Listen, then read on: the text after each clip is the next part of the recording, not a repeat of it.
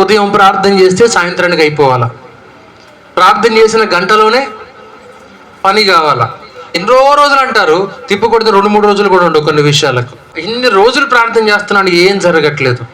ఎంత ప్రార్థన చేసినా ఏమీ జరగట్లేదు. ఎందుకు మా ప్రార్థన ఆలకించట్లేదు, ఎందుకు మమ్మల్ని పట్టించుకోవట్లేదు అని ప్రార్థన చేస్తాం. ఇప్పుడు దేవుడి దగ్గర అడిగిన తర్వాత మనం చచ్చిపోవచ్చు కానీ ఆ ప్రార్థన చచ్చిపోదు.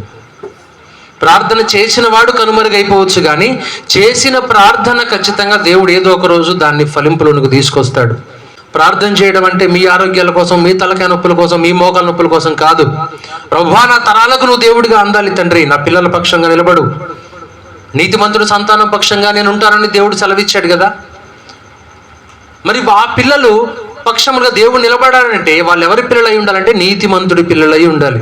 ఇక్కడ దేవుడు పెట్టిన కండిషన్ ఏంటిదంటే మనం నీతిమంతులమైతే మన పిల్లల పక్షంగా దేవుడు ఉంటాడు, మనము తేడా అయితే ఉండడు. దేవుడి దగ్గర మొహమాటం ఉండదండి. ఆయన దోషిని నిర్దోషిగాను ఏమాత్రం ఎంచడనుంది బైబిల్లో.